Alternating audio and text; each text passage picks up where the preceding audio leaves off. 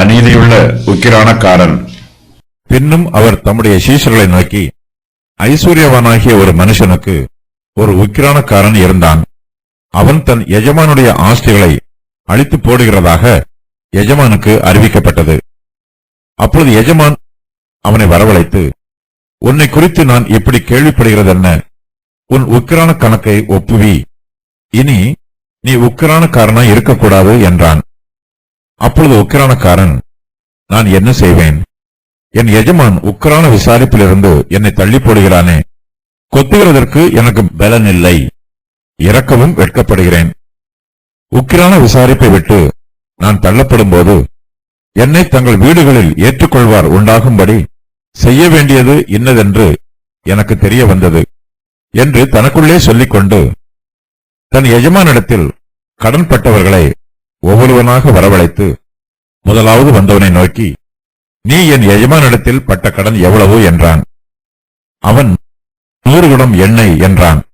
அப்பொழுது உக்கிரானக்காரன் அவனை நோக்கி, நீ உன் சீட்டை வாங்கி உட்கார்ந்து 50 என்று சீக்கிரமாய் எழுது என்றான். பின்பு அவன் வேறொருவனை நோக்கி, நீ பட்ட கடன் எவ்வளவு என்றான். அவன் 100 கலம் கோதுமை என்றான். அப்பொழுது அவன், நீ உன் சீட்டை வாங்கி 80 என்று எழுது என்றான். அநீதியுள்ள உக்கிரானக்காரன் புத்தியாய் செய்தான் என்று எஜமான் கண்டு அவனை மெச்சிக்கொண்டான். இவ்விதமாய் ஒளியின் பிள்ளைகளை பார்க்கிலும் இந்த பிரபஞ்சத்தின் பிள்ளைகள் தங்கள் சந்ததியில் அதிக புத்திமான்களாய் இருக்கிறார்கள். நான் உங்களுக்கு சொல்லுகிறேன், நீங்கள் மாளும்போது உங்களை நித்தியமான வீடுகளிலே ஏற்றுக்கொள்வார் உண்டாகும்படி அநீதியான உலகப் பொருளால் உங்களுக்கு சிநேகிதரை சம்பாதியுங்கள். கொஞ்சத்திலே உண்மையுள்ளவன் அநேகத்திலும் உண்மையுள்ளவனாய் இருக்கிறான். கொஞ்சத்திலே அநீதியுள்ளவன் அநேகத்திலும் அநீதியுள்ளவனாய் இருக்கிறான். அநீதியான உலகப் பொருளை பற்றி நீங்கள் உண்மையாய் இராவிட்டால் யார் உங்களை நம்பி உங்களிடத்தில் மெய்யான பொருளை ஒப்புவிப்பார்கள்? வேறொருவனுடைய காரியத்தில் நீங்கள் உண்மை உள்ளவர்களாய் இராவிட்டால் உங்களுக்கு யாதொன்றை சொந்தமாக கொடுப்பவர் யார்? எந்த ஊழியக்காரனும் 2 எஜமான்களுக்கு ஊழியம் செய்யக்கூடாது. ஒருவனை பகைத்து மற்றவனை சிநேகிப்பான், அல்லது ஒருவனை பற்றி கொண்டு மற்றவனை அசட்டை பண்ணுவான். தேவனுக்கும் உலகப் பொருளுக்கும் ஊழியம் செய்ய உங்களாலே கூடாது என்றார். இவைகளை எல்லாம் பொருளாசைக்காரராகிய பரிசேயரும் கேட்டு அவரை பரியாசம் பண்ணினார்கள். அவர் அவர்களை நோக்கி, நீங்கள் மனுஷர் முன்பாக உங்களை நீதிமான்களாக காட்டுகிறீர்கள், தேவனோ உங்கள் இருதயங்களை அறிந்திருக்கிறார். மனுஷருக்குள்ளே மேன்மையாக எண்ணப்படுகிறது தேவனுக்கு முன்பாக அருவருப்பாய் இருக்கிறது. நியாயப்பிரமாணமும் தீர்க்க தரிசன வாக்கியங்களும் யோவான் வரைக்கும் வழங்கி வந்தது. அது முதல் தேவனுடைய ராஜ்யம் சுவிசேஷமாய் அறிவிக்கப்பட்டு வருகிறது. யாவரும் பலவந்தமாய் அதில் பிரவேசிக்கிறார்கள்.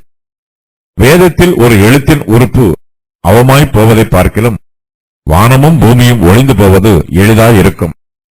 தன் மனைவியை தள்ளிவிட்டு வேறொருத்தியை விவாகம் பண்ணுகிறவன் விபசாரம் செய்கிறான். புருஷனாலே தள்ளப்பட்டவளை விவாகம் பண்ணுகிறவனும் விபசாரம் செய்கிறான். எஜமானுடைய ஆஸ்திகளை அழித்து போட்டவன். பின்னும் அவர் தம்முடைய சீஷர்களை நோக்கி, ஐஸ்வர்யவானாகிய ஒரு மனுஷனுக்கு ஒரு உக்கிரானக்காரன் இருந்தான். அவன் தன் எஜமானுடைய ஆஸ்திகளை அழித்து போடுகிறதாக எஜமானுக்கு அறிவிக்கப்பட்டது. இயேசு கிறிஸ்துவின் உபதேசங்களும் அவருடைய மார்க்கமும் தெய்வீக ரகசியங்களையும் தேவனுடைய கிருபைகளையும் இரக்கங்களையும் நமக்கு வெளிப்படுத்துகிறது. தேவ ரகசியங்களை பார்த்து நாம் ஆச்சரியப்பட்டால் மாத்திரம் போதாது. நமக்கு நியமிக்கப்பட்டிருக்கும் ஆவிக்குரிய கடமைகளை புரிந்து கொண்டு இந்த உலகத்தில் நேர்த்தியாகவும் பிரயோஜனம் உள்ளவர்களாகவும் நாம் ஜீவிக்க வேண்டும்.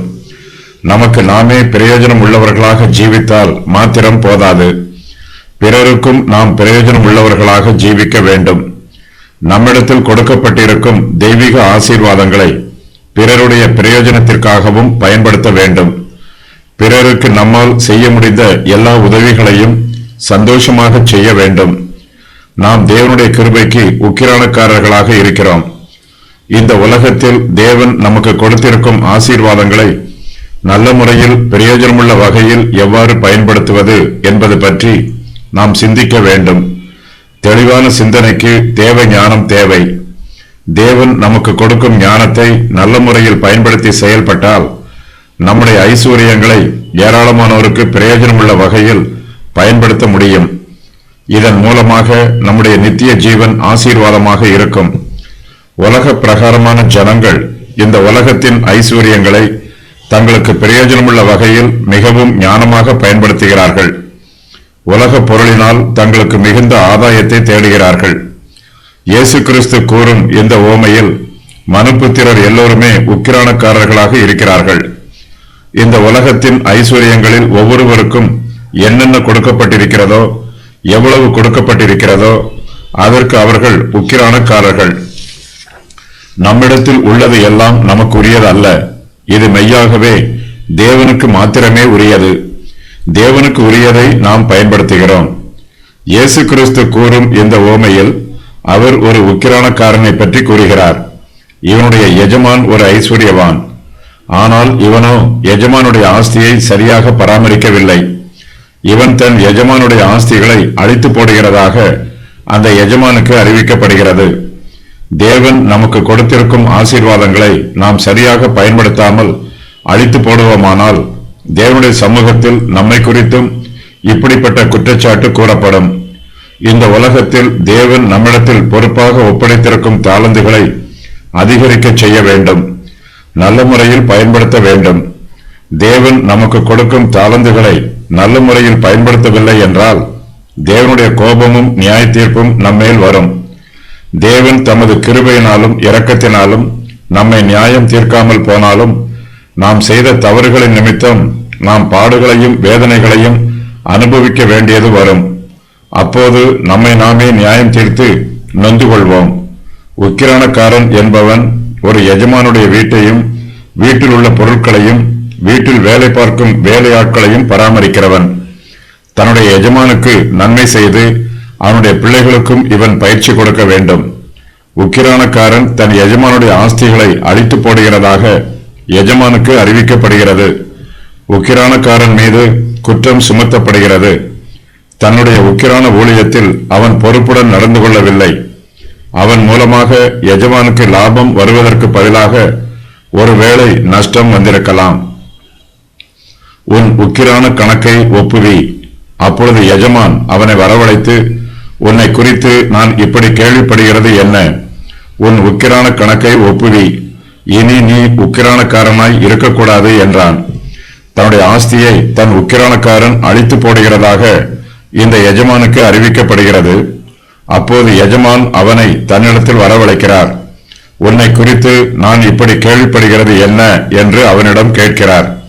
தன் உக்கிரானக்காரனை இந்த எஜமான் பூரணமாக நம்பி இருந்தார். ஆனால் இவனோ தன் எஜமானை ஏமாற்றி விடுகிறான். தன் உக்கிரானக்காரன் தன்னுடைய ஆஸ்திகளை அழித்து போடுகிறதாக கேள்விப்பட்ட போது எஜமானுடைய இருதயம் வருத்தப்பட்டிருக்கும். எஜமான் வருத்தப்பட்டாலும் உக்கிரானக்காரன் எந்த வழியிலும் தப்ப முடியாது. உக்கிரானக்காரன் கணக்கு ஒப்புவிக்க வேண்டியவன். தன்னிடத்தில் பொறுப்பாக ஒப்படைக்கப்பட்டிருக்கும் ஆஸ்தியை குறித்து உக்கிரானக்காரன் மறுப்பு சொல்லாமல் கணக்கு ஒப்புவிக்க வேண்டும். எஜமான் அவனை பார்த்து, உன் உக்கிரான கணக்கை ஒப்புவி என்று கூறுகிறார். இதற்கு அவர் கால அவகாசம் எதுவும் தரவில்லை. உக்கிரானக்காரன் தன் கணக்கை ஒப்புவிக்க எல்லா வேளைகளிலும் ஆயத்தமாக இருக்க வேண்டும். எஜமான் எப்போது கேட்டாலும் கணக்கு ஒப்புவிக்க வேண்டும். இனி நீ உக்கிரானக்காரனாக இருக்கக்கூடாது என்றும் கூறிவிடுகிறார். இவன் பணி நீக்கம் செய்யப்படுகிறான். பணியில் இருந்து நீக்கப்பட்டாலும் இவன் கணக்கு ஒப்புவித்தே ஆக வேண்டும். இந்த ஓமையின் மூலமாக இயேசு கிறிஸ்து நம்முடைய உக்கிரான ஊழியத்தை விவரிக்கிறார். இந்த உலகத்தில் தேவன் ஒவ்வொரு மனுஷருக்கும் உக்கிரான ஊழியத்தை கொடுத்திருக்கிறார். வெகு விரைவில் தேவன் நம்முடைய உக்கிரான ஊழியத்தை விட்டு நம்மை நீக்கிவிடுவார். ஒருவேளை நமக்கு சரீர மரணம் உண்டாகலாம். நாம் மரித்த பின்பு தேவன் தம்முடைய ஊழியத்திற்கு இந்த பூமியில் வேறொருவரை உக்கிரானக்காரராக நியமிக்கலாம். நம்முடைய உக்கிரான ஸ்தானத்திலே வேறொருவர் வருவார். இந்த உலகத்தில் நம்முடைய உக்கிரான ஊழியத்தில் இருந்து நாம் நீக்கப்படும் போது நாம் எல்லோருமே கர்த்தருக்கு முன்பாக கணக்கு ஒப்புவிக்க வேண்டும்.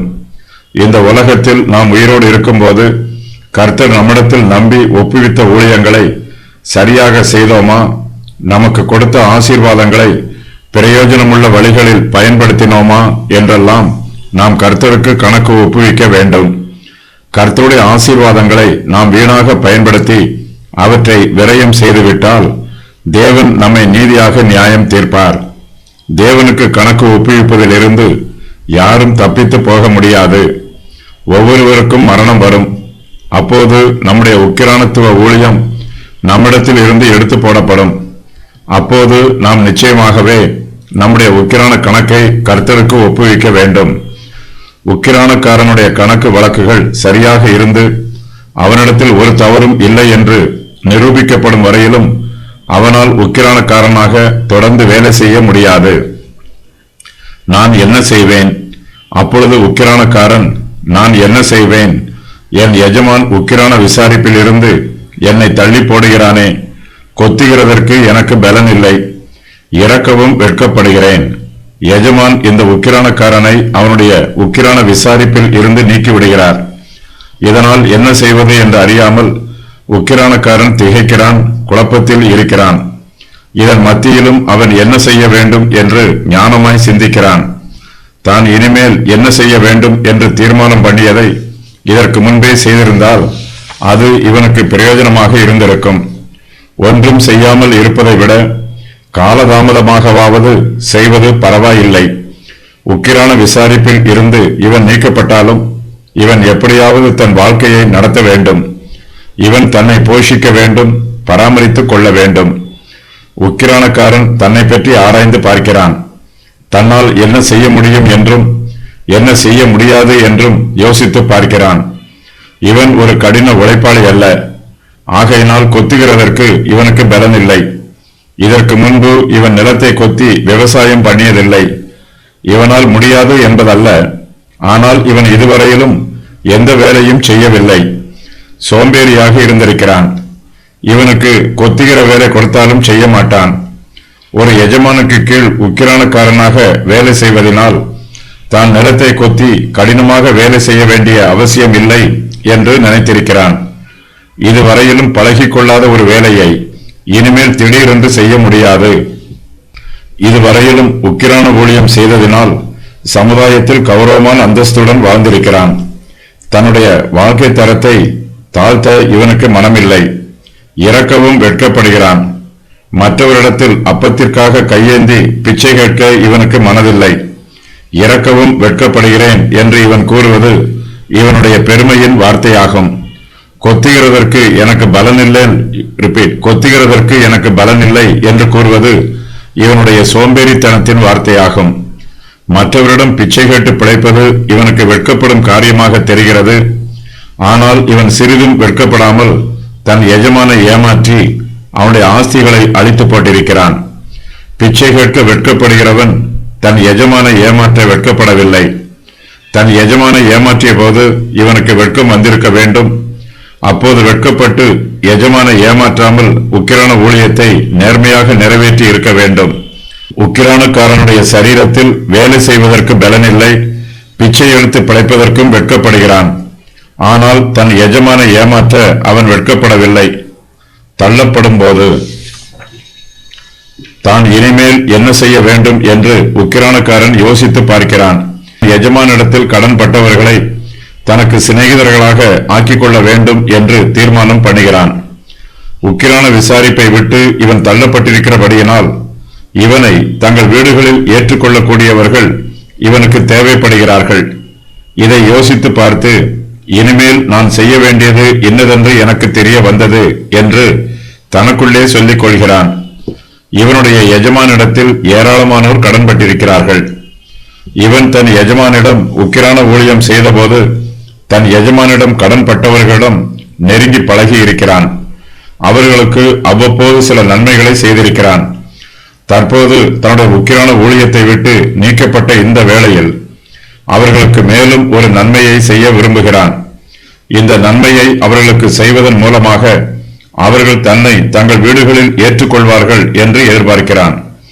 எஜமான் தன்னை உக்கிரான விசாரிப்பில் இருந்து நீக்கிவிட்டாலும் யாராவது தன்னை ஏற்றுக்கொள்ள வேண்டும் என்று எதிர்பார்க்கிறான். தன்னை ஏற்றுக்கொள்வார் உண்டாகும்படி செய்வதற்கு இவனுக்கு இன்னும் கால அவகாசம் கொடுக்கப்பட்டிருக்கிறது. இவன் தன்னுடைய உக்கிரான கணக்கை தன் எஜமானிடம் ஒப்புவிக்க வேண்டும். அதுவரையிலும் இவன் முழுவதுமாக உக்கிரான விசாரிப்பில் இருந்து நீக்கப்படவில்லை.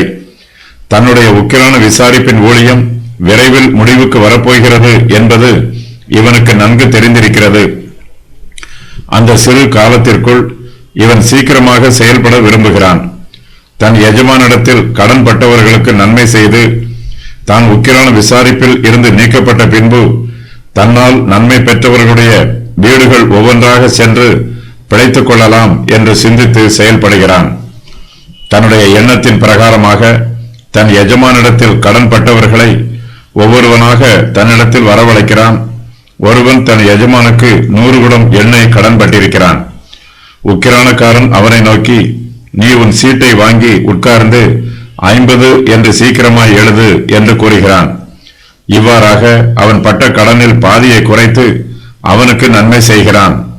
கடன் பட்டவன் உட்கார்ந்து சீக்கிரமாய் எழுத வேண்டும், இல்லை என்றால் சந்தேகம் வந்துவிடும். உக்கிரான விசாரிப்பில் இருந்து இவன் விரைவில் தள்ளப்படப் போகிறான். ஆகையினால் இவன் எதை செய்தாலும் சீக்கிரமாக செய்து முடிக்க வேண்டும். சீக்கிரமாய் எழுதவில்லை என்றால் இனிமேல் எழுத முடியாமல் போய்விடும். தன் எஜமானிடத்தில் கடன்பட்ட வேறொருவனை நோக்கி, நீ பட்ட கடன் எவ்வளவு என்கிறான். அவன் 100 கலம் கோதுமை கடன் பட்டிருக்கிறான். அவனை பார்த்து, நீ உன் சீட்டை வாங்கி 80 என்று எழுது என்று கூறுகிறான். நம்முடைய உலகத்தின் சம்பத்துக்கள் இப்படித்தான் நிலையில்லாமல் இருக்கும். இந்த உலக பொருளின் மீது ஆசை வைத்திருக்கிறவர்கள் ஏமாந்து போவார்கள். மற்றவர்களை ஏமாற்றி பணம் சேமித்து வைக்கிறவர்கள் முடிவில் தாங்களும் ஏமாந்து போவார்கள். தன்னுடைய உலக சம்பத்தை அதிகரிக்க செய்வதற்காக தன்னுடைய ஆஸ்தியையே அழித்து போடுகிற ஒருவனை இந்த எஜமான் தன்னுடைய உக்கிரானக்காரனாக வைத்திருக்கிறான். இந்த உலக காரியங்களை ஒருவரிடம் நாம் எவ்வளவுதான் நம்பிக்கையாக ஒப்படைத்தாலும் அந்த நபர் நம்மை ஏமாற்றி விடுவதற்கு வாய்ப்புள்ளது. மிகவும் நம்பிக்கைக்கு உரியவர் கூட சில சமயங்களில் துரோகம் செய்து விடுவார். இந்த எஜமானுடைய உக்கிரானக்காரன் தன் எஜமானுக்கு இப்படித்தான் துரோகம் பண்ணுகிறான். இதுவரையிலும் துரோகம் செய்தவன் தன்னுடைய உக்கிரான விசாரிப்பு முடிய போகும் நேரத்திலும் தொடர்ந்து துரோகம் செய்கிறான். தவறு செய்கிறவர்கள் இவனைப் போலவே தொடர்ந்து தவறு செய்து கொண்டு இருப்பார்கள். ஒரு சிலர் மாத்திரமே தாங்கள் செய்த தவற்றை நினைத்து வருந்தி உணர்ந்து திருந்துவார்கள். தவறு செய்கிறவர்கள் கூட மிகவும் ஞானமுள்ளவர்களாக தவறு செய்வார்கள். ஆனால் இவர்கள் தங்கள் ஞானத்தை தவறான வழியில் பயன்படுத்துகிறார்கள். தன்னுடைய எஜமானிடம் கடன்பட்டவர்கள் தன்னை ஏற்றுக்கொள்ள வேண்டும் என்று உக்கிரானக்காரன் ஒரு சில காரியங்களை செய்கிறான். அக்காலத்தில் எண்ணெயை அளப்பதற்கு குடத்தை பயன்படுத்தினார்கள். ஒரு குடம் என்பது சுமாராக 40 லிட்டர் அளவாகும்.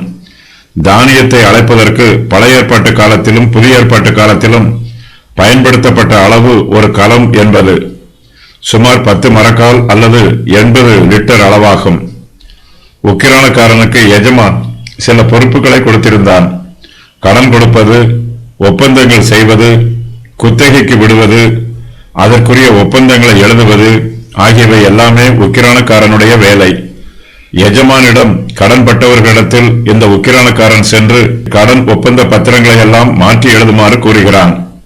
இதன் மூலமாக கடன்பட்டவர்களுக்கு ஆதாயம் உண்டாகும்.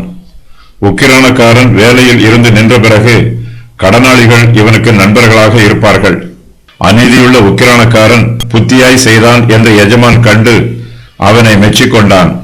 இவ்விதமாய் ஒளியின் பிள்ளைகளை பார்க்கிலும் இந்த பிரபஞ்சத்தின் பிள்ளைகள் தங்கள் சந்ததியில் அதிக புத்திமான்களாய் இருக்கிறார்கள். தன்னுடைய ஆஸ்தியை அழித்து போட்ட அநீதியுள்ள உக்கிரானக்காரன் புத்தியாய் செய்தான் என்று எஜமான் கண்டு அவனை மெச்சிக்கொள்கிறான். தன்னை பராமரிப்பதை குறித்தும் உக்கிரான விசாரிப்பில் இருந்து நீக்கப்பட்ட பின்பு எப்படி வாழ்வது என்பதை குறித்தும் இவன் ஞானமாய் யோசனை பண்ணி புத்தியாய் கிரியை செய்கிறான். இவன் தன்னை ஏமாற்றி தன் ஆஸ்தியை அழித்து போட்டாலும் இவன் புத்தியாய் செய்தது இவனுடைய எஜமானுக்கு பிரியமாய் இருக்கிறது. இயேசு கிறிஸ்து இந்த ஓமையை கூறி இவ்விதமாய் ஒளியின் பிள்ளைகளை பார்க்கிலும் இந்த பிரபஞ்சத்தின் பிள்ளைகள் தங்கள் சந்ததியில் அதிக புத்திமான்களாய் இருக்கிறார்கள் என்று விளக்கம் கூறுகிறார். இந்த உக்கிரானக்காரன் தன்னுடைய எஜமானுக்கு தவறு செய்கிறான். ஆனால் தனக்கு காரியங்களை புத்தியாய் செய்து கொள்கிறான். ஒரு வழியில் இந்த உக்கிரானக்காரன் தன் எஜமானுக்கும் நன்மை செய்கிறான். அவன் நீதியாய் நடந்து கொள்வதற்கு உதவி புரிகிறான். தனக்கு கடன்பட்டவர்களிடம் எஜமான் அநியாயமாக நடந்து கொள்கிறான். தன்னுடைய நிலத்திற்கு அதிகமான குத்தகை நியமித்து அதிக லாபம் சம்பாதிக்க ஆசைப்படுகிறான். இவ்வளவு அதிகமான குத்தகை தொகையை கடன்பட்டவர்களால் கொடுக்க முடியவில்லை. இதனால் அவர்கள் தொடர்ந்து இந்த எஜமானுக்கு கடன்காரர்களாகவே இருக்கிறார்கள். உக்கிரானக்காரனுக்கு தன் எஜமானுடைய ரகசியங்கள் எல்லாம் தெரியும். ஆகையினால் இப்போது தன்னுடைய உக்கிரான விசாரிப்பு முடிவுக்கு வரும்போது தன் எஜமானிடம் கடன்பட்டவர்களுக்கு நீதியும் உதவியும் செய்ய முன் வருகிறான். இந்த உக்கிரானக்காரன் இதுவரையிலும் தன்னுடைய எஜமானுக்கு மாத்திரமே உண்மை உள்ளவனாக உழைத்தான். தன் எஜமானின் நன்மையை மாத்திரம் மனதில் வைத்திருந்து அவனுக்காகவே பாடுபட்டான். ஆனால் இப்போதோ எஜமானிடத்தில் கடன்பட்டவர்களையும் அன்போடு நோக்கி பார்க்க ஆரம்பித்திருக்கிறான். இவனுக்கு இப்போது கடன்காரர்களின் உதவியும் தேவைப்படுகிறது. தன்னுடைய எஜமான் தன்னை உக்கிரான விசாரிப்பில் இருந்து தள்ளி போட்ட பின்பு தன் எஜமானிடம் கடன்பட்டவர்கள் தன்னை அன்போடு ஏற்றுக்கொள்ள வேண்டும் என்று விரும்புகிறான். இந்த உலகத்தில் நாம் எவ்வளவுதான் சம்பாதித்தாலும் மரித்த பின்பு நம்முடைய சம்பாத்தியம் நம்மோடு கூட வரப்போவதில்லை. இந்த பிரபஞ்சத்தின் பிள்ளைகள் இந்த சந்ததியில் அதிக புத்திமான்களாக இருக்கிறார்கள். தங்களுடைய பிரபஞ்சத்தின் சம்பாத்தியங்களை நல்ல முறையில் பயன்படுத்தி தங்களுக்கு நன்மை உண்டாக்கிக் கொள்கிறார்கள். ஆனால் ஒளியின் பிள்ளைகளுக்கோ இவர்களைப் போல புத்திமான்களாக செயல்பட தெரியவில்லை. விசுவாசிகள் தங்களுடைய ஆத்துமாக்களையும் நித்திய ஜீவனையும் குறித்து மிகுந்த எச்சரிப்போடு ஜீவிக்க வேண்டும். இப்பிரபஞ்சத்தின் பிள்ளைகள் தங்கள் சந்ததியில் அதிக புத்திமான்களாக இருப்பது போல ஒளியின் பிள்ளைகளாகிய கர்த்தருடைய பிள்ளைகள் தங்களுடைய ஆத்துமாக்களை குறித்து அதிக புத்திமான்களாக இருக்க வேண்டும். தங்களுக்கு கிடைக்கும் வாய்ப்புகளை நல்ல முறையில் பயன்படுத்தி தங்களுடைய ஆத்துமாக்களுக்கு தேவையான காரியங்களை விரைந்து செய்ய வேண்டும். நம்முடைய ஆவிக்குரிய காரியங்களில் புத்திமான்களாக நடந்து கொள்ள வேண்டும். அநீதியுள்ள உக்கிரானக்காரன் தன்னுடைய உக்கிரான விசாரிப்பு முடிவுக்கு வரப்போகிறது என்பது தெரிந்தவுடன் அவன் விரைந்து செயல்படுகிறான், ஞானத்துடன் நடந்து கொள்கிறான். ஒளியின் பிள்ளைகளை பார்க்கிலும் இந்த பிரபஞ்சத்தின் பிள்ளைகளே தங்கள் சந்ததியில் அதிக புத்திமான்களாய் இருக்கிறார்கள். இந்த பிரபஞ்சத்தின் பிள்ளைகள் மெய்யாகவே புத்திமான்கள் அல்ல. இவர்கள் தங்கள் சந்ததியில் மாத்திரமே புத்திமான்களாக இருக்கிறார்கள். இந்த சந்ததியில் இப்பிரபஞ்சத்தின் பிள்ளைகள் ஒளியின் பிள்ளைகளை விட அதிக புத்திமான்களாக இருக்கிறார்கள். நாம் இந்த பூமியில் ஜீவிக்கும் போது இங்கு நிரந்தரமாக ஜீவிப்போம் என்று நினைத்துக் கொண்டிருக்கிறோம். நாம் மரித்த பின்பு மற்றும் ஒரு வாழ்வு உள்ளது என்பதை சிந்திப்பதே இல்லை. நாம் ஒளியின் பிள்ளைகளாக இருந்தாலும் நமக்கு முன்பாக நியமிக்கப்பட்டிருக்கும் நித்திய ஜீவனை குறித்து அக்கறை கொள்வதே இல்லை. நித்திய ஜீவனை சந்திப்பதற்கு நாம் நம்மை ஆயத்தப்படுத்துவதே இல்லை. நித்திய ஜீவனில் நமக்கு நன்மையும் ஆசீர்வாதங்களும் உண்டாயிருக்கும்படி இந்த உலகத்தில் நாம் செய்ய வேண்டிய காரியங்கள் எதையும் புத்தியாய் செய்வதில்லை. அநீதியுள்ள உக்கிரானக்காரன் தன் எஜமானுக்கு விரோதமாக தவறு செய்கிறான். ஆயினும் தன்னுடைய வருங்காலத்தை நினைத்து பார்த்து புத்தியாய் நடந்து கொள்கிறான். தன்னுடைய காரியங்களை விரைவாக செய்கிறான். கர்த்தருடைய பிள்ளைகளாகிய நாமோ தவறு செய்யக்கூடாது. அதே வேளையில் நம்முடைய நித்திய ஜீவனை நோக்கி பார்த்து புத்தியாய் நடந்து கொள்ள வேண்டும். காரியங்களை விரைந்து செய்ய வேண்டும். அந்த உக்கிரானக்காரனுடைய எஜமான் அவனை மெச்சிக்கொண்டான். ஆனால் இயேசு கிறிஸ்து அவனை பாராட்டவில்லை. ஒளியின் பிள்ளைகள் என்பது விசுவாசிகளை குறிக்கும். இந்த பிரபஞ்சத்தின் பிள்ளைகள் என்பது அவிசுவாசிகளை குறிக்கும். அநீதியான உலக பொருளினால் நான் உங்களுக்கு சொல்லுகிறேன், நீங்கள் மாளும் போது உங்களை நித்தியமான வீடுகளில் ஏற்றுக்கொள்வார் உண்டாகும்படி அநீதியான உலகப் பொருளால் உங்களுக்கு சிநேகிதரை சம்பாதியுங்கள். இயேசு கிறிஸ்து இந்த ஓமையை கூறிய பின்பு இதன் மைய கருத்தை இங்கு தெளிவுபடுத்துகிறார். தம்முடைய சீஷர்களை நோக்கி நான் உங்களுக்கு சொல்லுகிறேன் என்று கூறுகிறார். உங்களுக்கு இந்த உலகத்தில் சிறிதளவே வசதி வாய்ப்புகள் இருந்தாலும் அந்த சிறிதளவை வைத்துக்கொண்டு உங்களால் முடிந்த எல்லா நன்மைகளையும் செய்ய வேண்டும் என்பதே இயேசு கிறிஸ்துவின் உபதேசம். அநீதியான உலகப் பொருளினால் நமக்கு சிநேகிதரை சம்பாதிக்க வேண்டும். ஆவிக்குரிய பிள்ளைகள் தங்களிடத்தில் உள்ள பொருளாதாரத்தை செலவு செய்யும் போது தங்களுடைய நித்திய ஜீவனில் தங்களுக்கு நன்மை உண்டாகும்படி செலவு பண்ண வேண்டும். நம்முடைய பணத்தை வைத்துக் கொண்டு இப்போதுள்ள லௌகிக காரியத்தை மாத்திரமே பார்த்து கொண்டிருக்க கூடாது. இனிமேல் வரப்போகிற நித்திய ஜீவனில் நமக்கு அதிக நன்மை கிடைக்கும் என்று விசுவாசித்து அதற்குரிய காரியங்களை இந்த பூமியில் நாம் புத்தியாய் செய்ய வேண்டும். நம்மிடத்தில் உள்ள ஐஸ்வர்யங்கள் அனைத்தும் நம்முடைய கர்த்தராகிய இயேசு கிறிஸ்துவுக்கே உரியது. அவரே ஐஸ்வர்ய சம்பன்னர். தம்முடைய ஐஸ்வர்யத்தை கர்த்தர் நம்முடைய பொறுப்பில் பராமரிப்பதற்காக கொடுத்திருக்கிறார். நாம் தேவனுடைய உக்கிரானக்காரர்களாக இருக்கிறோம்.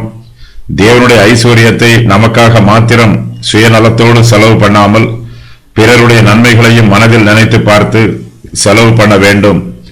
இந்த உலகத்தின் ஐஸ்வர்யம் அநீதியான உலகப் பொருள் என்று அழைக்கப்படுகிறது. இது தவறான உலகப் பொருளாகும். ஐஸ்வர்யம் அழிந்து போகும். ஐஸ்வர்யத்தையே முழுவதுமாக நம்பிக்கொண்டிருப்பவர்கள் ஏமாந்து போவார்கள். நம்முடைய சந்தோஷத்திற்கு அநீதியான உலகப் பொருளை ஆதாரமாக நம்பக்கூடாது. ஐஸ்வர்யத்தை நாம் நம்பவில்லை என்றாலும் ஐஸ்வர்யத்தை சரியாக பயன்படுத்துவதன் மூலமாக நமக்கு நிச்சயமாகவே சந்தோஷம் உண்டாகும். ஐஸ்வர்யத்தில் நமக்கு பூரண திருப்தி ஏற்படாமற் போனாலும் இந்த ஐஸ்வர்யத்தினால் நமக்கு சிநேகிதரை சம்பாதிக்கலாம். நமக்கு மரணம் வரும்போது நம்முடைய உலக பிரகாரமான காரியங்கள் எல்லாமே முடிந்து போகிறது.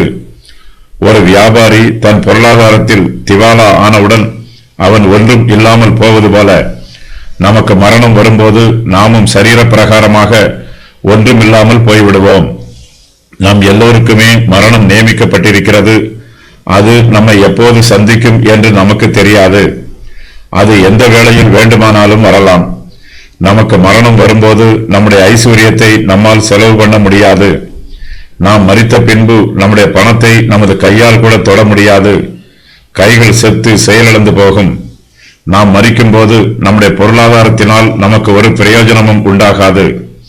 ஆகையினால் நாம் உயிரோடு இருக்கும் போதே நம்முடைய ஐஸ்வர்யத்தை பயனுள்ள வழியில் செலவு பண்ண வேண்டும். நாம் ஆளும்போது நம்மை நித்தியமான வீடுகளில் ஏற்றுக்கொள்வார் உண்டாகும்படி அநீதியான உலகப் பொருளால் நமக்கு சிநேகிதரை சம்பாதிக்க வேண்டும். இவ்வுலகத்திலே ஐஸ்வர்யம் உள்ளவர்கள் இருமாப்பான சிந்தனை உள்ளவர்களாய் இராமலும் நிலையற்ற ஐஸ்வர்யத்தின் மேல் நம்பிக்கை வையாமலும் நாம் அனுபவிக்கிறதற்கு சகலவித நன்மைகளையும் நமக்கு சம்பூரணமாய் கொடுக்கிற ஜீவனுள்ள தேவன் மேல் நம்பிக்கை வைக்கவும் நன்மை செய்யவும் நற்கிரியைகளில் ஐஸ்வர்யவான்கள் ஆகவும் தாராளமாய் கொடுக்கிறவர்களும் உதாரண குணம் உள்ளவர்களாய் இருக்கவும் நித்திய ஜீவனை பற்றி கொள்ளும்படி வருங்காலத்திற்காக தங்களுக்கு நல்ல ஆதாரத்தை பொக்கிஷமாக வைக்கவும் அவர்களுக்கு கட்டளையிடு என்று அப்போஸ்தலர் பவுல் தீமோத்தேயுவுக்கு ஆலோசனை கூறுகிறார். 1 தீமோத்தேயு 6:17-19 வரை. கொஞ்சத்திலே உண்மையுள்ளவன். தேவன் நமக்கு கொடுத்திருக்கும் அவருடைய பராமரிப்பின் வரங்களை நாம் சரியான முறையில் பயன்படுத்த வேண்டும். அவ்வாறு பயன்படுத்தவில்லை என்றால் தேவனுடைய ஆவிக்குரிய வரங்களையும் நம்மால் சரியாக பயன்படுத்த முடியாது. பராமரிப்பின் வரங்களை சரியாக பயன்படுத்தாதவர்கள் ஆவியின் வரங்களை தங்களுக்கு வேண்டுமென்று எதிர்பார்ப்பது நியாயமானது அல்ல. தேவன் நமக்கு கொடுத்திருக்கும் வரங்களில் உண்மையற்றவர்களாக இருப்போமானால் நாம் அவருடைய கிருபையை போக்கடிக்கிறவர்களாக இருப்போம். தேவனுக்கு மகிமையை செலுத்தாமல் அவருடைய நாமத்தை பரியாசம் பண்ணுகிறவர்களாக இருப்போம். இந்த உலகத்தின் ஐஸ்வர்யம் சாதாரணமானது, இது கொஞ்சமானது. ஆனால் தேவனுடைய கிருபையும் இரக்கமும் மகிமையும் மிகவும் பெரியது, இது அநேகமானது. நாம் கொஞ்சத்தில் உண்மை உள்ளவர்களாக இருந்தால் அநேகத்திலும் உண்மை உள்ளவர்களாக இருப்போம். நாம் கொஞ்சத்தில் உண்மை அற்றவர்களாக இருந்தால் அநேகத்திலும் உண்மை அற்றவர்களாக இருப்போம். அநீதியான உலக பொருட்களில் நாம் உண்மையாய் இருந்தால் தேவனுடைய மெய்யான பொருளிலும் உண்மை உள்ளவர்களாக இருப்போம். உலக பிரகாரமான காரியங்களில் நாம் உண்மை இல்லாமல் தாறுமாறாக இருப்போம் என்றால் நமக்கு தேவன் தம்முடைய கிருபையின் வரங்களை தரமாட்டார். உலக பொருட்களில் உண்மை இல்லாமல் இருப்பது போல ஆவிக்குரிய காரியங்களிலும் நாம் உண்மை இல்லாதவர்களாக இருப்போம் என்று தேவன் நம்மை குறித்து தீர்மானம் பண்ணிவிடுவார். ஆகையினால் முதலில் நாம் கொஞ்சத்திலே உண்மை உள்ளவர்கள் என்பதை நிரூபிக்க வேண்டும். அப்போது தேவன் நம்மை அநேகத்திற்கு அதிகாரி ஆக்குவார். கொஞ்சத்தில் அநீதி உள்ளவன் அநேகத்திலும் அநீதி உள்ளவனாய் இருக்கிறான். தேவனுக்கு ஊழியம் செய்கிறவர்கள் நன்மையான காரியங்களை செய்கிறார்கள். தேவன் தங்களிடம் கொடுத்திருக்கும் பொருளாதார ஆசீர்வாதங்களை கொண்டு இவர்கள் நன்மையான காரியங்களை செய்து தேவனுக்கு ஊழியம் செய்ய வேண்டும். இப்படிப்பட்டவர்கள் தேவன் கொடுத்திருக்கும் தாளந்துகளை அவருடைய கிருபையினாலும் ஞானத்தினாலும் மேன்மேலும் அதிகரிக்க செய்வார்கள்.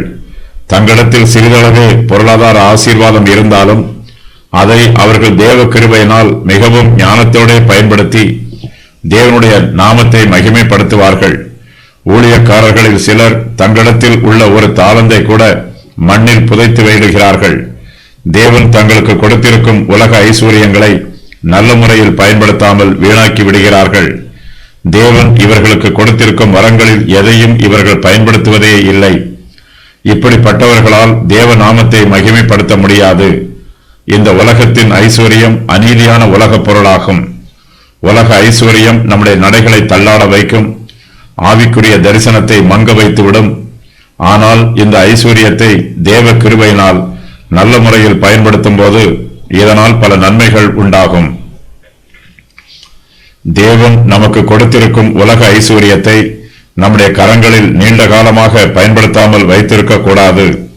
இதை தேவநாம மகிமைக்காக, அவருடைய பிள்ளைகளின் பிரயோஜனத்திற்காக, தேவனுடைய ராஜ்யம் ஸ்தாபிக்கப்பட்டு விஸ்தாரம் பண்ணப்படுவதற்காக விரைவாக செலவு பண்ண வேண்டும்.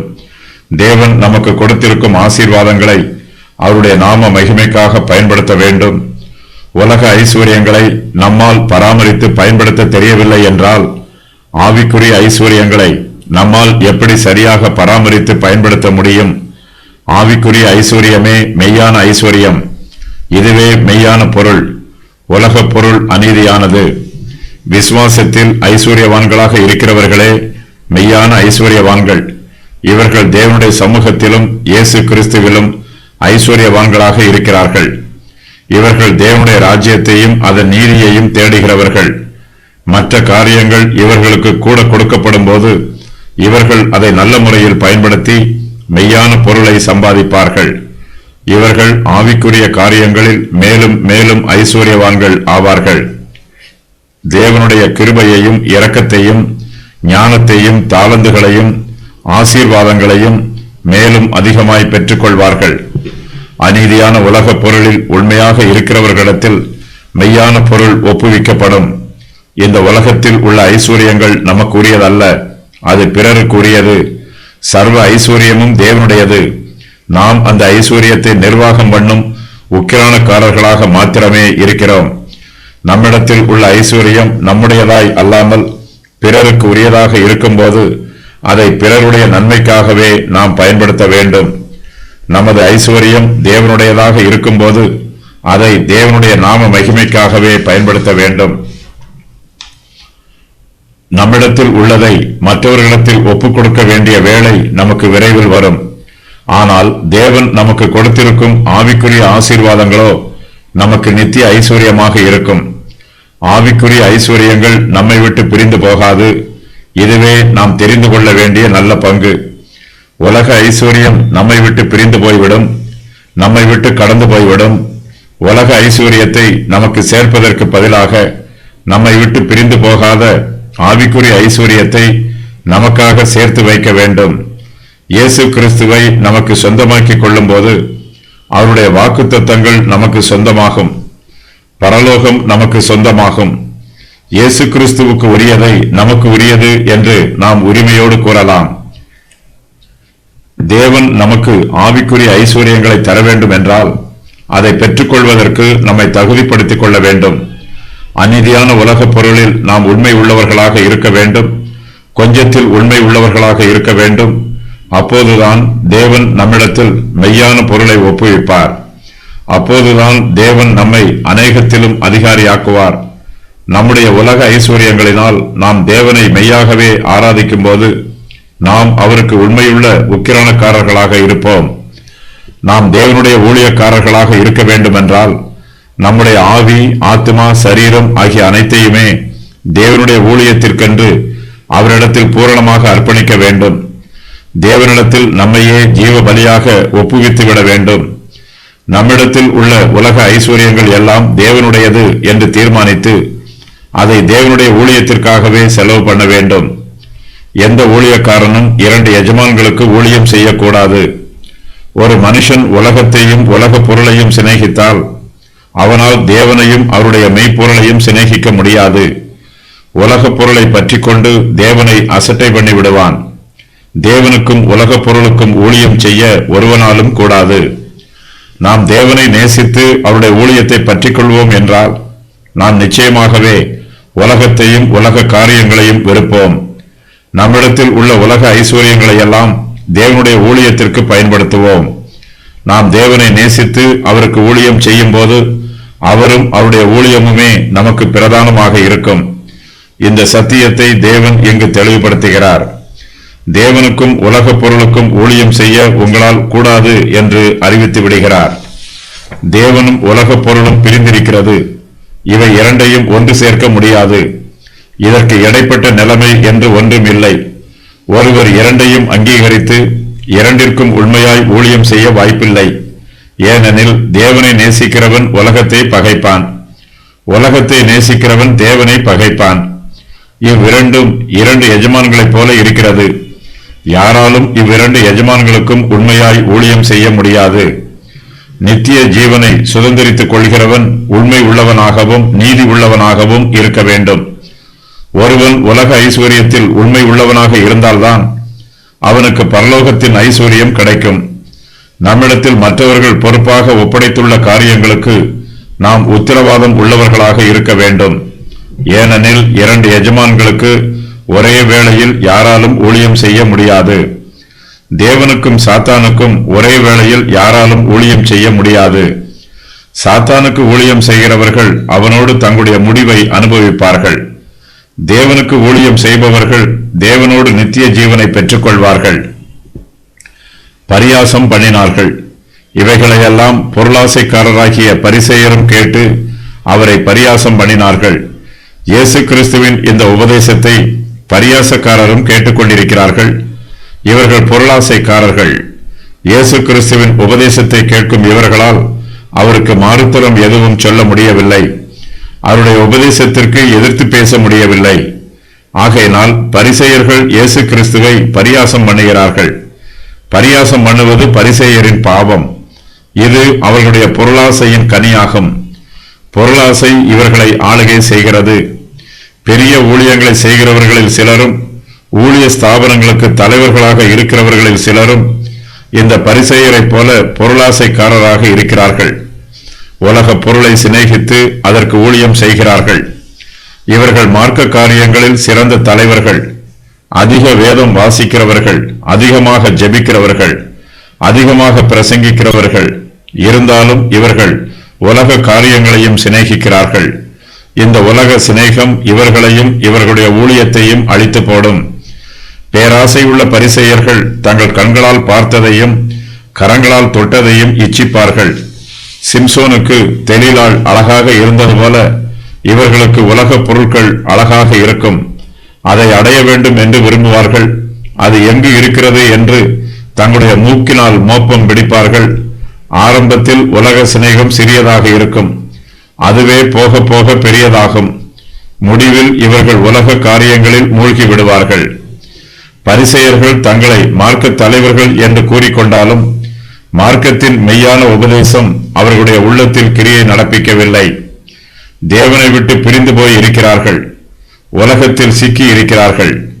இயேசு கிறிஸ்துவின் உபதேசம் உலகத்தின் உபதேசத்திற்கு முற்றிலும் வித்தியாசமாக இருக்கிறது. ஆகையினால் பரிசேயருக்கு இயேசு கிறிஸ்துவின் உபதேசம் வினோதமாக இருக்கிறது. அதை பரியாசம் பண்ணுகிறார்கள். தேவனுடைய வார்த்தையை உலகத்திற்கு ஏற்றபடி பிரசங்கம் பண்ண வேண்டும் என்று பரிசேயர் எதிர்பார்க்கிறார்கள். நியாயப்பிரமாணம் ஒன்றாக இருந்தாலும் உலக பிரமாணம் வேறொன்றாக இருக்கும்போது இவ்விரண்டையும் கலந்து ஒரு பொது பிரமாணத்தை பிரசங்கம் பண்ண வேண்டும் என்பதே பரிசேயரின் விருப்பம். ஏனெனில் தேவனுடைய பிரமாணம் இவர்களை ஆளுகை செய்யவில்லை. இயேசு கிறிஸ்து பாவிகளுடைய முரண்பாடுகளை கண்டித்து உணர்த்துகிறார். அதே வேளையில் அவர்கள் முரண்பாடு இல்லாமல் தீமையான காரியத்தின் மீது பற்று வைத்திருப்பதையும் கண்டித்து உணர்த்துகிறார். இதற்கு முன்பு பரிசேயரிடம் யாரும் இயேசுவை போல உபதேசம் பண்ணியதில்லை. இவர்களால் இயேசுவுக்கு எதிர்த்து நிற்கவும் முடியவில்லை. உண்மையாக ஊழியம் செய்கிறவர்களை ஒரு சிலர் இவ்வாறுதான் பரியாசம் பண்ணுவார்கள். அவர்களுடைய விருப்பப்படி பிரசங்கம் பண்ணவில்லை என்றால் உடனே பரியாசம் பண்ண ஆரம்பித்து விடுவார்கள். ஊழியக்காரர்கள் இதுபோன்ற பரியாசத்தை கேட்டு சோர்ந்து போய்விடக்கூடாது. நம்மை பார்த்து மற்றவர்கள் சிரிக்கும் போது நமக்கு அவமானம் ஒன்றுமில்லை. ஆனால் அவர்களுடைய சிரிப்புக்கும் அவமானத்திற்கும் பாத்திரவான்களாக நாம் நடந்து கொள்ளக்கூடாது. நீதிமான்களாக காட்டுகிறார்கள். அவர் அவர்களை நோக்கி, நீங்கள் மனுஷர் முன்பாக உங்களை நீதிமான்களாக காட்டுகிறீர்கள், தேவனோ உங்கள் இருதயங்களை அறிந்திருக்கிறார். மனுஷருக்குள்ளே மேன்மையாக எண்ணப்படுகிறது, தேவனுக்கு முன்பாக அருவருப்பாய் இருக்கிறது. பரிசேயர்கள் பக்தியின் வேஷத்தை தரித்திருக்கிறார்கள். இவர்களுடைய இருதயம் துன்மார்க்க சிந்தனையினால் நிறைந்திருக்கிறது. ஆனால் வெளி வேஷத்திற்கு பக்தியுள்ளவர்களைப் போல நடிக்கிறார்கள். ஆகையினால் இயேசு கிறிஸ்துவும் இவர்களை நியாயமாக கடிந்து கொள்கிறார். பரிசேயர்கள் மனுஷர் முன்பாக தங்களை நீதிமான்களாக காட்டுகிறார்கள். இவர்கள் மீது எப்படிப்பட்ட குற்றத்தை சுமத்தினாலும் அதை ஏற்றுக்கொள்ள மாட்டார்கள். தங்களை பக்தியுள்ளவர்கள் என்றும் நீதியாய் ஜீவிக்கிறவர்கள் என்றும் காண்பித்துக் கொள்கிறார்கள். மனுஷர் தங்களை நீதிமான்களாக காண வேண்டும் என்பதில் அதிக கவனம் செலுத்துகிறார்கள். உலகத்திற்கு முன்பாக தங்களை நீதிமான்களைப் போல காண்பிக்கும் இவர்களுடைய இருதயம் அநீதத்தினால் நிறைந்திருக்கிறது. ஆனாலும் பக்தியின் வேஷத்தை தரிப்பதில் இவர்கள் தேறினவர்களாக இருக்கிறார்கள். மனுஷர் இவர்களை மேன்மையாக எண்ணுகிறார்கள். இவர்கள் செய்யும் தவறு மனுஷருக்கு தெரிவதில்லை. ஆகையினால் பரிசேயர்கள் குற்றமற்றவர்கள் என்றும் நீதிமான்கள் என்றும் நினைக்கிறார்கள். அது மாத்திரமல்ல, இவர்களுடைய நீதியையும் பக்தியையும் மனுஷர்கள் பாராட்டுகிறார்கள். மனுஷருடைய கண்களுக்கு பரிசேயர்கள் நல்லவர்களாகவும் மேன்மையானவர்களாகவும் தெரிகிறார்கள். இவர்கள் வெளிவேஷத்தில் நீதிமான்களாக இருந்தாலும் தேவன் இவர்களுடைய இருதயத்தை அறிந்திருக்கிறார். தேவனுடைய பார்வையில் இவர்கள் அருவருப்பானவர்கள். நம்மை பற்றி மனுஷர் எவ்வாறு நினைக்கிறார்கள் என்பதை அடிப்படையாக வைத்து நம்மை நியாயம் தீர்த்து கொள்ளக்கூடாது. நம்முடைய குறைகளில் அநேகம் சாதாரண மனுஷருக்கு தெரியாது. ஆனால் தேவனோ நம்முடைய இருதயத்தை அறிந்திருக்கிறார். இருதயத்தில் உள்ள துன்மார்க்கமான சிந்தனைகளை எல்லாம் தேவன் அறிந்திருக்கிறார். மனுஷருக்கு மறைவாக இருக்கும் ரகசியங்கள் எதுவும் தேவனுக்கு மறைவாக இராது. தேவனுக்கு மறைவான காரியம் ஒன்றுமில்லை. தேவன் நமது இருதயங்களை அறிந்திருக்கிறபடியினால் நாமும் நம்முடைய இருதயங்களை ஆராய்ந்து பார்க்க வேண்டும். நம்மை நாமே தேவனுடைய சமூகத்திற்கு முன்பாக தாழ்த்த வேண்டும். மனுஷர் நம்மை புகழ்ந்தாலும் அந்த புகழ்ச்சிகளையெல்லாம் ஏற்றுக்கொள்ளாமல் நம்முடைய இருதயம் எப்படி இருக்கிறது என்பதை நாம் ஆராய்ந்து பார்க்க வேண்டும். ஒரு மனுஷனை நியாயம் தீர்க்கும் போது மற்றவர்கள் அவரை பற்றி என்ன சொல்லுகிறார்கள் என்பதை வைத்து முடிவு செய்துவிடக்கூடாது. ஒரு மனுஷனை பற்றி மற்றவர்கள் தீமையாக பேசினாலும் நன்மையாக பேசினாலும் நாமும் அந்த மனுஷனுடைய இருதயத்தை ஆராய்ந்து பார்க்க வேண்டும். ஏனென்றால் மனுஷருக்குள்ளே மேன்மையாக எண்ணப்படுகிறது, தேவனுக்கு முன்பாக அருவருப்பாயிருக்கிறது. தேவனுடைய பார்வையில் இருந்து எதுவும் தப்புவதில்லை. ஒவ்வொரு காரியத்திற்கும் தேவன் அதற்குரிய மெய்யான மதிப்பை கொடுக்கிறார். ஒன்று அருவருப்பாக இருக்கும் என்றால் தேவன் அதை அருவருப்பாகவே காண்கிறார். தேவனுக்கு அருவருப்பாக இருப்பது ஒருவேளை மனுஷருக்கு மேன்மையானதாக இருக்கலாம். எல்லா விஷயங்களிலும் தேவனுடைய தீர்மானமே முடிவானது. ஒரு சில விசுவாசிகளை தேவன் அங்கீகரிப்பார், அவர்களை ஏற்றுக்கொள்வார். ஆனால் மற்ற விசுவாசிகள் இவர்களை ஏற்றுக்கொள்ளாமல் கடிந்து கொள்வார்கள். இவர்களை விட்டு ஒதுங்கியே இருப்பார்கள். இவர்களோடு ஐக்கியமாக செயல்பட மாட்டார்கள். கர்த்தர் ஒருவரை ஏற்றுக்கொள்ளும் போது நாம் அவரை ஏற்றுக்கொள்ளாமல் போவது நியாயம் அல்ல. தன்னைத்தான் புகழுகிறவன் உத்தமன் அல்ல, கர்த்தரால் புகழப்படுகிறவனே உத்தமன். நம்மை நாமே புகழ்ந்து கொள்வதினாலும் மற்றவர்கள் நம்மை புகழ்ந்து கொள்வதினாலும் ஒரு பயனும் இல்லை. கர்த்தரே நம்மை புகழ வேண்டும். நாம் புகழ்ச்சிக்கு உரியவர்களாக இருந்தால் மாத்திரமே கர்த்தர் நம்மை புகழ்வார். தேவனுடைய ராஜ்யம் நியாய பிரமாணமும் தீர்க்க தரிசன வாக்கியங்களும் யோவான் வரைக்கும் வழங்கி வந்தது. அது முதல் தேவனுடைய ராஜ்யம் சுவிசேஷமாய் அறிவிக்கப்பட்டு வருகிறது. யாவரும் பலவந்தமாய் அதில் பிரவேசிக்கிறார்கள். இயேசு கிறிஸ்துவின் உபதேசத்தை கேட்டு பொருளாசைக்காரராகிய பரிசேயர் அவரை பரியாசம் பண்ணுகிறார்கள். இயேசு கிறிஸ்து அவர்களை வெளிப்படையாக கடிந்து கொள்கிறார். இதன் பின்பு இயேசு ஆயக்காரரையும் பாவிகளையும் பார்த்து அவர்களுக்கு தமது தெய்வீக உபதேசங்களை கூறுகிறார்.